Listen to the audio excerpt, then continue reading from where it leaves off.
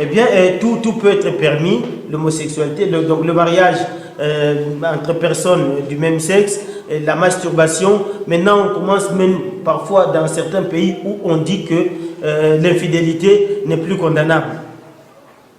C'est-à-dire, la femme peut sortir aujourd'hui, elle va passer la nuit ailleurs avec quelqu'un d'autre, et si elle revient à la maison, tu n'as rien à dire parce qu'elle va porter plainte. Est-ce que c'est normal?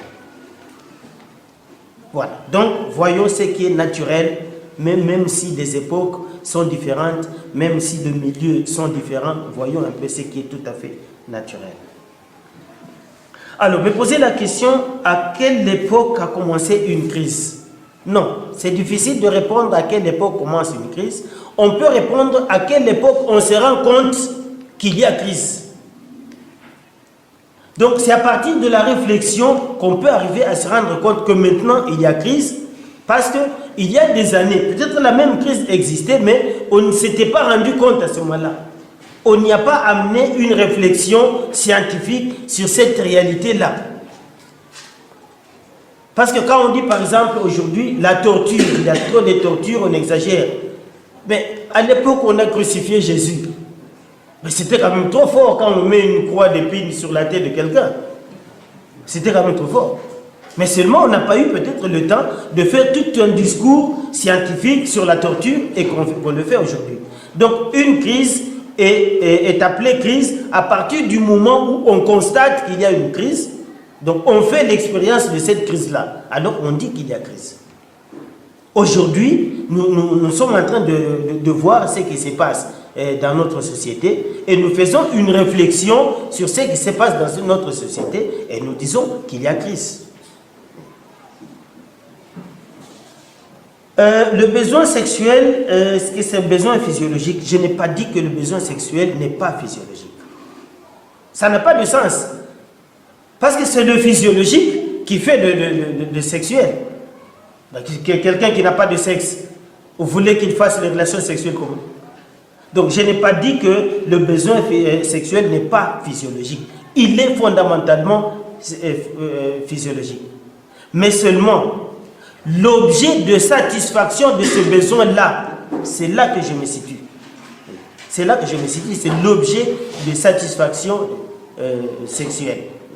Et comme l'objet de satisfaction sexuelle, c'est un individu, c'est une personne comme moi, eh bien, je ne dois pas me limiter seulement à l'objet, donc à la sexualité comme besoin physiologique. Non. D'ailleurs, il y a toute une sexualité qui se vit sans relation sexuelle. Mon confrère, quand il a posé la question, c'était dans le sens-là. Il y en a qui vivent bien leur sexualité sans relation sexuelle. J'ai donné l'exemple, les amibes, ils vivent leur sexualité, mais sans relation sexuelle.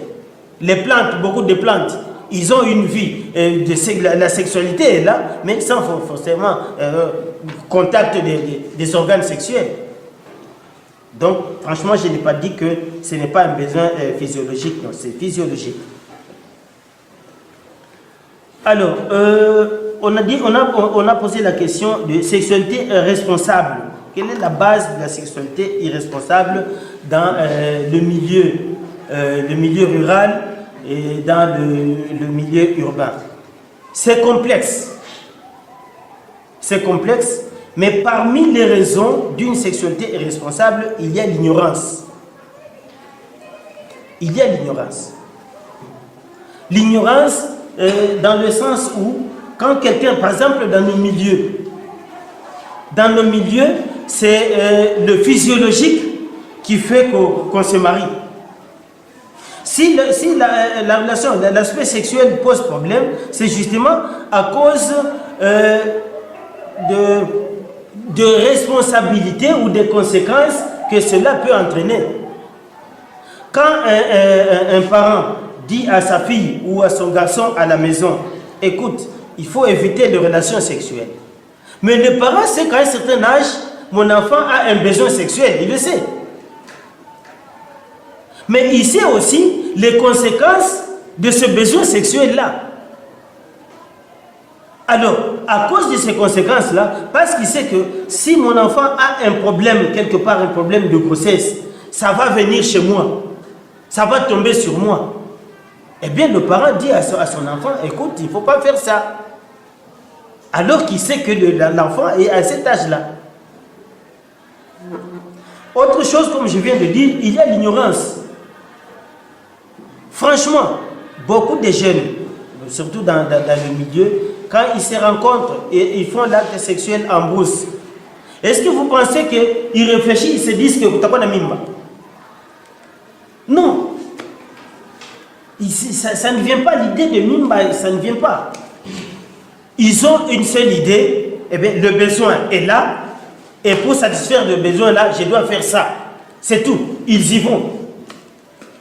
Ils y vont. Donc c'est là que réside justement l'éducation sexuelle. C'est à ce niveau-là que réside l'éducation sexuelle. Et malheureusement, dans nos milieux ruraux, l'éducation sexuelle, c'est encore un tabou. On n'en parle pas. Alors, par conséquent, les jeunes se débrouillent eux-mêmes et découvrent d'eux-mêmes ce problème qui, en principe, c'est un problème très crucial. Voilà. Alors, on a parlé de l'insatisfaction sexuelle. Quand on n'est pas satisfait sexuellement dans la maison, si on peut aller... bon, justement, c'est le manque de plaisir sexuel dans la maison qui amène la déviation sexuelle de l'infidélité. Ici, on ne peut pas dire que si on n'est pas satisfait sexuellement dans sa maison, il faut aller ailleurs. Vous allez donner la permission à qui? Non. Il faut plutôt dire à ceux qui n'arrivent pas à satisfaire sexuellement leur conjoint, qui doivent apprendre à les satisfaire. C'est ça la leçon qu'il faut donner. Et là, ça entre dans l'éducation.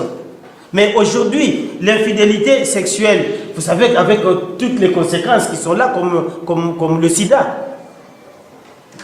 Comme le sida. Ou si vous avez la femme a un enfant là-bas, est-ce que vous serez prêt à accepter cet enfant-là dans la maison? Donc c'est tout ça le problème. Donc, aller ailleurs pour chercher le plaisir sexuel, c'est une déviation.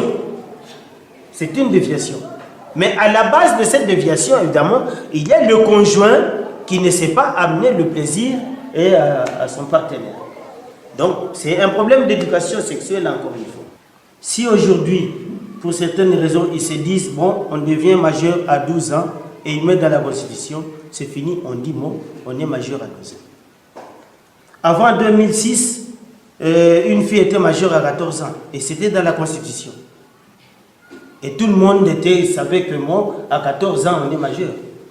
Mais en 2006, bon, on change, on met majeur à 18 ans. Peut-être parce que nous sommes dans un monde où l'école prend beaucoup d'ampleur et qu'on estime qu'un enfant qui a commencé les études à temps, à 18 ans, il peut terminer le secondaire. Alors on se dit qu'il devient majeur à ce moment.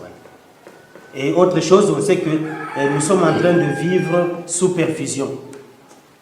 Quand les Européens ont dit ça, eh bien, nous aussi, nous faisons cela. Un peu comme ce que fait l'Union africaine par rapport à l'Union européenne. Un peu de choses comme ça. Oui. Donc, nous sommes victimes de ce qui est décidé par les autorités. Alors, ici, on a parlé d'une femme qui va à l'hôpital et on lui dit que, bon, voilà, il faut avoir une... C'est un problème de maladie. Elle est malade, tout simplement. Et comme solution, on lui dit, moi, elle cherche un mari. Elle n'a qu'à chercher un mari, c'est tout. Donc, parce qu'elle est restée longtemps sans mari, elle a des problèmes, ok, qu'elle se remarie, tout simplement. Et comme les hommes sont toujours là, et les femmes sont toujours là, peut-être il faut tout simplement demander à cette femme-là de dépasser sa faiblesse féminine là pour arriver à courtiser un homme. Alors si elle a ce courage-là, elle peut en trouver un qui va l'aider à soigner sa maladie. Alors, le terme, j'ai réduit la sexualité à l'acte sexuel. C'est évident. Parce que mon titre disait éthique sexuelle. Je n'ai pas parlé de l'éthique de la sexualité. Je parlais de l'éthique sexuelle basée sur le caractère de la sexualité. C'est tout. Donc, j'ai parlé de la sexualité, c'est large bien sûr, mais moi je voulais parler de l'éthique, c'est-à-dire ce qui est bon ou mauvais dans le sexuel, pour ne pas parler de la sexualité encore, dans le sexuel. Donc j'avais bien limité, je n'ai pas parlé de la sexualité. Je parlais du sexuel et ce qui est bon et ce qui est mauvais, du sexuel. Voilà. Hermaphrodite, c'est une anomalie. Alors dire que est-ce que de telles personnes, ils ont le droit de choisir un partenaire? Mais oui, tout le monde a des droits. De n'importe quel sexe, parce que... Mais c'est son droit. De toute façon, comme il a deux sexes, lui-même sait lequel des sexes fonctionne bien. En tout cas, on ne peut pas lui priver le droit d'aimer, parce qu'il a cette anomalie-là. Non. Non. Il a tout à fait les droits d'aimer. L'homme, c'est une question. L'homme, c'est un questionnement. L'homme se remet en crise à tout moment et ne peut pas ne pas se remettre en crise. Ce qui fait que la crise ne peut pas se terminer aussi longtemps que l'homme crise est là. Non. Mais il est vrai que les crises ne sont pas toujours les mêmes à chaque époque. Comme dans la maison, on n'a pas les mêmes difficultés à tout moment. On peut résoudre une difficulté et en résolvant une difficulté, on en crée une autre. On entre en crise. On en crée ou bien l'autre difficulté arrive toujours sans le vouloir. Donc, aussi longtemps que l'homme existe, la crise existera. Alors, les obsédés sexuels, est-ce une maladie ou une déviation? Les deux. Les deux. C'est une maladie qui amène une déviation. Et ça peut se soigner. Ça peut se soigner. Ici, peut-être, je ne sais pas, on a parlé des Koundé ou de quoi ici dans nos milieux. C'est une maladie qui peut se soigner. Mais à cause de cette maladie, on commence à multiplier les relations sexuelles et à ce moment-là, ça devient une déviation. On entre dans une déviation parce qu'on est malade. Donc, ça peut être les deux. Alors, les préservatifs. Quel conseil je peux donner à ceux qui dispensent les préservatifs? Je ne réponds pas comme prêtre catholique. Non. Je réponds comme quelqu'un qui réfléchit sur un fait social, qu'il donne les préservatifs. Je préfère encore qu'on utilise le préservatif qu'attraper le sida.